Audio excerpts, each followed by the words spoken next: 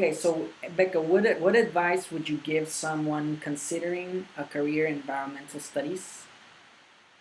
Someone thinking, wanting to learn more about the environment through university, or someone who maybe already graduated and says, you know what, I wanna do better things for the environment. Yeah, so I think it's a great choice to make. I think we all, come to that point in our lives where we want to make this decision. And it's hard, it's scary, but I think one of the most useful things for choosing a path in, um, you know, sustainability is to pick a focus because just the blanket environmental studies, I got the Bachelor's of Arts, I think that's what you have as well. Um, it's very broad, and it was great to learn a lot about how aspects of the environment come into play in all aspects of society. But I think in order to form a career, you really need to pick a focus, whether that be business. So I think like a business degree with a focus in or minor in sustainability would be really great. Um, or you can go into politics, and then that was kind of my path, was potentially going in to get a law degree, which I have not done. It's still on the table, not completely off, but probably not going to happen for various reasons. Anyways, picking a focus is huge. But also, don't get discouraged if you can't make it a career, because that was my goal, but you can always, always make it an important part of your life. I've realized, I don't have to limit myself to nonprofits, which is what I thought in the beginning going into this field. I can work for any business and say, "Hey, I want to champion your sustainability department. I want to be a part of your environmental compliance." So that's a huge thing too. Is compliance and planning, especially if you're in California. So there's the CEQA and NEPA, these various laws that require so many business and financial endeavors and activities to adhere to all of these regulations, and that's something that every company needs. So you want to look at what is going to be needed from these companies, and so that's going to be like your job prospects for the future.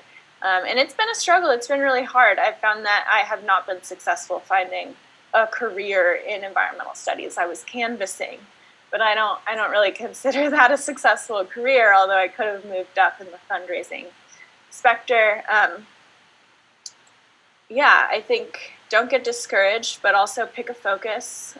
Do your market research. That's huge. Just understand what companies need. Like, is it compliance, environmental planning? Are you going to be in business? Are you going to go for like energy or water? Or like, that's a huge thing as well.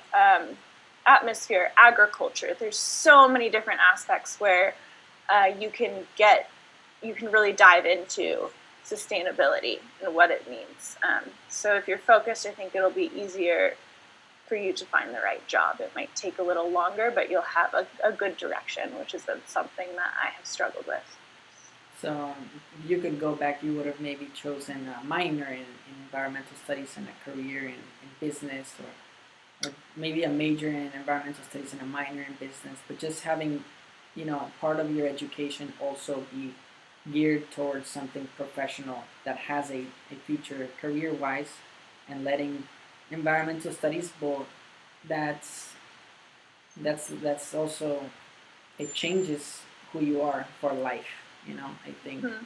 anyone that comes out of that career is going to make better decisions for the world and just live a more conscious life and happier life because of that. Yeah.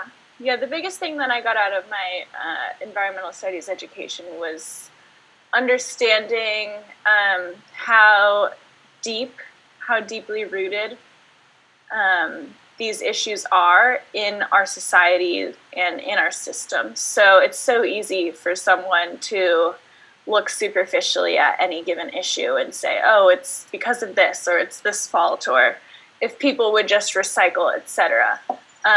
But from environmental justice in particular, I learned that it goes way further than that. And it's all systemic issues. So it is hard to change, and that's daunting.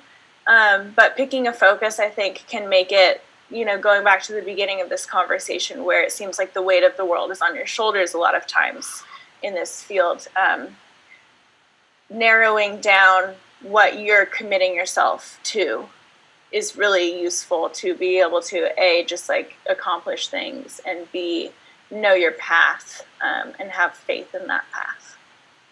This next question might catch you a little off guard, but if you could start a company and you had unlimited capital, right? Mm-hmm. Mm-hmm.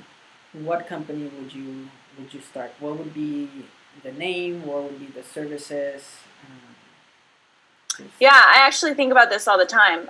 Something that I've wanted to do since moving to Central Oregon is open up a plant-based food truck. There's a great food truck scene and culture here. And I think that plant-based eating is one way that so many people can get behind, because Americans, let's be honest, we love to eat, right? But it's also doing good for the planet, right? And showing people how delicious and satisfying and just awesome and fun plant-based eating can be, I think can really just have a huge pivotal impact on the choices that people make in their everyday lives, and realizing that with each meal, I can make a decision to do something good for the planet and for myself, do you like for my cooking? health. Sorry? Would you be one of the cooks in this truck? Well, I Would you teach would others? definitely be a part of curating the menu. Okay. But yeah, I think if I had unlimited capital, I would probably hire people to do it. But Would you have these trucks I would all be over very the US? happy. Sorry? Would you have these trucks all over the US or only in Oregon? Like, would your goal be just to be a truck in Oregon, or in LA and New York and Texas? Well, I think it would have to start here and see how successful it would be. But one idea, just came to my head last night was I made my first vegan pizza from scratch recently, and I foraged the morels from the forest here in Central Oregon, and that was so incredible. And making the dough from scratch is a game changer. Y'all should do it. It's super easy. But I thought, let's do a plant-based pizza truck and show people how delicious, plant-based pizza can be. And we'll just prep a bunch of the crusts ahead of time, and then you have all your toppings. The vegan cheese is getting better and better by the day, let me tell you. And so the one I did recently had a truffle oil, mozzarella, morel mushrooms, garlic, arugula, basil. Oof, it was next level. So something like that, I think, just to show people plant-based eating isn't terrible. It's not just like rice and beans and gross soggy vegetables all the time. You can have burgers and pizza and chicken nuggets if that's what you want from it. It can be whatever you want. You can also have salads all the time too, but I honestly don't eat a whole lot of salads. So if any investor is watching this, check it out. There's an opportunity for you to start to fund a food truck in Oregon, and it would be great for the environment, and it would be perhaps a financial I'd also success. love to bring a plant-based taco truck here, because the Mexican food is, I haven't been able to try a whole lot of it up here in Oregon because the vegan thing, obviously, but I think we have room for more of that. So if I did go that route, I would obviously want to hire some more people who are really, really Mexican and know how to cook the food and authentically, but also we could veganize it, so kind of fusion. My dad's a chef. Yeah? All right, let's go. Bring him up here. And he knows how to make vegan food because his wife is vegan. My mom is vegan. That's incredible. My dad's one of the top-rated chefs in the world. Wow. Yeah, he had a Guinness World Record for the largest Caesar salad in Tijuana, Mexico, which is where the Caesar salad. Oh, Caesar's! Yeah, I've been there to the restaurant. My dad always talks about it. That's where the Caesar salad was invented. Yeah, and he's the creator of the crepe cake. I don't know if you've ever seen it. Oh, I used to love crab cakes. Crepe. Crepe like cake? Crepe. CREPE. Crepe. Yeah, I know what a crepe is. Okay, I thought you were saying crab cakes. No, not crab. It sounded like you said crab cake. What is it? Crepe. Crepe. Just crepes. Yeah, like the pancakes but thinner. Yeah, no, I know what a crepe is. I thought they were French. Yeah, my dad studied culinary in cuisine in France, in Paris, Wow. and he's won Olympic. Like he's represented Mexico in internationally in those UN type meetings. Anyways, Wow, that's incredible. Good for him. he could create the menu for you. So we just need the capital. We can get investors for Yeah, that. yeah, I've got ideas. That is really cool. You must have gotten to eat quite well growing up. Goodness. Yes. So and he just opened a restaurant in Tijuana that is called the Original Crepe Cake. So, anyways, You're saying, it sounds like you're saying crab cake. What is it? Crepe cake? how do you pronounce it? Crepe. Crepe, like with an A. Crepe. Well, crepe. Oh, in It's French. really crepe. Crepe. But I don't, because I'm not fooling anybody. I speak French. Oh, Je good for parle you. français. And Spanish and English. Good for you, Isfan. Yes, yes. I'm a jack of all trades. So, Yes. anyways, the last question I kind of ask, I ask many of my guests this is socially, you know, we live in an age where we're more connected than ever, and at the same time we're more divided than ever. Mm-hmm. And perhaps, well, according to psychologists and Sigmund Freud, the the greatest threat that faces people is socially. You know, that's one of the greatest pressures for people, and for me, it's one of the seven pillars, each as important as the next. And one of the reasons why I like to do these YouTube hangouts is because we get to interact with a person over a like and a comment, and, better than a like or a comment or a phone call. Mm-hmm. So this is a way for me to feel also to supplement my social happiness, right? Spending this time with you, with many of my guests, is beneficial to me. So how would you describe your feeling socially when it comes to when you go on Facebook, when you go on Instagram? Would you say that socially you are, you feel sort of that emptiness the way I do, sort of when I visit these sites? And do you feel like your connection with the people there that are your friends is also relatively empty, or do you see it as full, just as the people that you have friendships with outside of social media?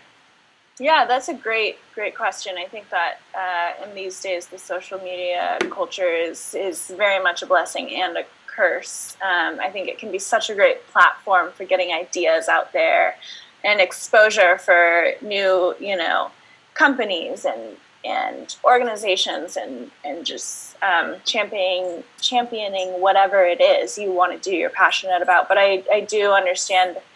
It takes a toll on us all. That social isolation as well as social pressure is very real. I'm sorry, there's construction outside. Can you hear that? Is that coming through for you, or is I don't it just hear any of the construction? Okay, great, cool. So yeah, when I scroll through Instagram, I tend to see a lot of these perfect physiques or people who have the next greatest fashion or the best, most expensive clothes and shoes, and they're always advertising to you. So I think that tends to make me feel less than. But the adrenaline from posting something and getting all of those likes also feels good. So I don't think by any means that it can replace real social interaction, like even just this conversation. It's so great to catch up with you and hear, what you've been up to. But especially, having human connection in person without the social media. I don't think that social media can ever replace that. And I really hope that a lot of people see that too, because I'm afraid of a world where people replace, going out to lunch with a friend with commenting, having a comment thread on somebody's Facebook post, because that is more polarizing. I think, people post a lot about ideas or interests or beliefs or views on Facebook, and people are so much more emboldened to come out kind of aggressively and not as compassionate on those platforms, as to where when you're sitting across from somebody and you're looking into their eyes, it's hard to not be compassionate or have some form of empathy when you look into somebody's eyes, unless you're a complete narcissist or sociopath. So I think that empathy is one of the most important things that we need to maintain in these days of the social media culture. Right. Well, thank you very much, Becca, for coming on. As I say, I hope whoever watched this interview, this hangout, learned a lot. And I think what we're doing is good. We're both relatively young. The people that come, my friends that I invite on here, I think we're doing something good, socially, professionally. And I look forward to our next hangout, seeing what you're up to. Just, I hope that this moment here in time, which will be frozen, as I mentioned, that, it's something, it's like a stepping stone in Mm. in our lives, and also makes a positive impact in whoever watches these videos. Yeah, 100%. Well, thank you so much for having me. This has been a pleasure. I came out of nowhere, but I'm so glad I could participate and just catch up with you as well. And hopefully, if even one person watches it and is slightly entertained, I think that's successful. So we'll see.